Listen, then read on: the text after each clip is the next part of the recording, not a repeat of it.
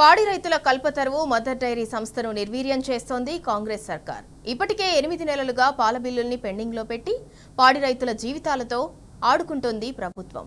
దీనికి తోడు నష్టాల పేరుతో సంస్థ ఆస్తుల్ని భూముల్ని అమ్మే కుట్రకు తెరలేపింది. ఎంతో ఆశతో నమ్మకంతో ఏర్పాటు చేసుకున్న మదర్ డైరీ సంస్థను తమ కళ్ల ముందే సర్వనాశనం చేసే కుట్రలపై పాడి రైతులు ఆవేదన చెందుతున్నారు.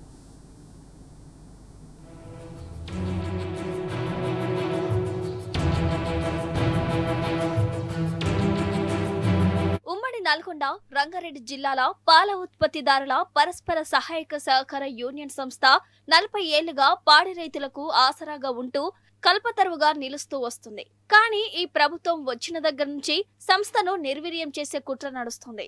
ఇప్పటికే అన్ని ఆలయాలకు మదర్ డైరీ నెయ్యి సరఫరాను నిలిపివేసింది.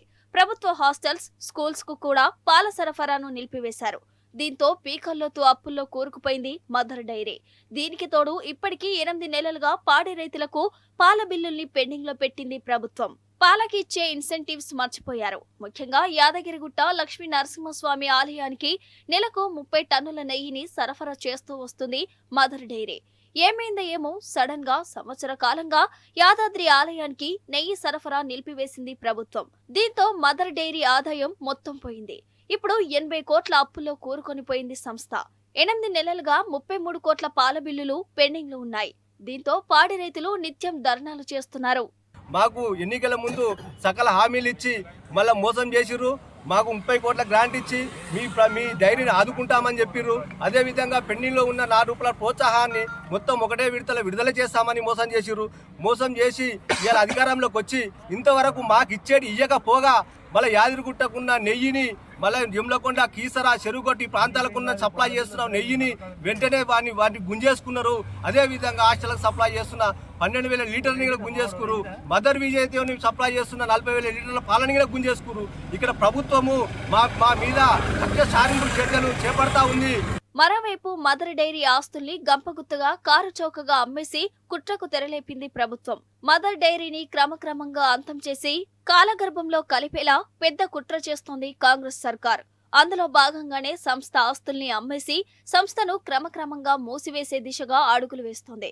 నవంబర్లో హయత్ నగర్లోని మదర్ డైరీ కార్యాలయంలో పాలకవర్గ సమావేశం జరిగింది. వివిధ బ్యాంకులలో తెచ్చిన అప్పులు, పాడి రైతుల బకాయిలు, సిబ్బంది వేతనాల బకాయిలు కలిపి సంస్థ 80 కోట్ల అప్పుల్లో ఉందని తేల్చారు. బ్యాంకులలో కిస్తీలు చెల్లించాలని, అందుకుగాను సంస్థకు ఉన్న భూముల్ని అమ్మాలని తీర్మానం చేశారు. చిట్యాల, చెండూరు, నకిరేకల్లో సంస్థకు ఉన్న 29 ఎకరాల్ని అమ్మాలని ఏకగ్రీవంగా నిర్ణయించారు. ఎంతో కృషి చేసి 1970లో ఏర్పాటు చేసిన మదర్ డైరీ సంస్థను ఇలా సర్వనాశనం చేయడం సరైంది కాదని వాపోతున్నారు పాడి రైతులు. అట్టి పాల బిల్లు రాకపోవడం వలన భువనగిరి సీలింగ్ సెంటర్ లో మేము ధర్నాకు దిగడం జరిగింది. ఎప్పుడు అడిగినా ఇక వస్తుంది అగ వస్తుంది అంటారు. ఏది చెప్పినా గానీ ఈ కల్లబొల్లి మాటలు ఎలక్షన్లు వచ్చినప్పుడు మాత్రమే మాట్లాడుతారు. అవకాశం కొద్దీ స్వార్థ పరులు రాజకీయం చేసి ఈ రోజు పాల సెంటర్ ని నట్టేట ముంచేశారు. ఇదిలా ఉండగా సంస్థలో 200 మంది సిబ్బంది అవసరమైన చోట ప్రస్తుతం 600 మంది సిబ్బంది ఉన్నారని, వారందరికీ జీతాలు చెల్లించడం అదనపు భారం అవుతుంది అన్న విమర్శలు వినిపిస్తున్నాయి. దీనికి తోడు ఈ మధ్యనే ప్రమోషన్లు రెగ్యులరైజ్ చేయడంతో సంస్థపై నెలకు 40 లక్షల అదనపు భారం పడిందట.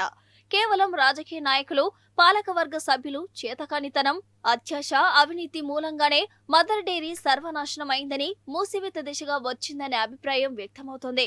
ఇక రేవంత్ సర్కార్ మదర్ డైరీ ఆస్తుల్ని అమ్ముకోండి, తలా ఇంత పంచుకోండి అన్నట్లు గ్రీన్ సిగ్నల్ ఇచ్చింది. నష్టాల్లో ఉన్న మదర్ డైరీని కాపాడి ప్రత్యేక గ్రాంట్లు అందించి కాపాడాల్సిన ప్రభుత్వం సంస్థ భూముల్ని అమ్ముకోండి అని ఎలా చెప్తుందని పాడి రైతులు ఆగ్రహం వ్యక్తం చేస్తున్నారు. ఇప్పటికైనా ప్రభుత్వం ప్రత్యేక గ్రాంట్లు మదర్ డైరీని కాపాడాలని వారు డిమాండ్ చేస్తున్నారు.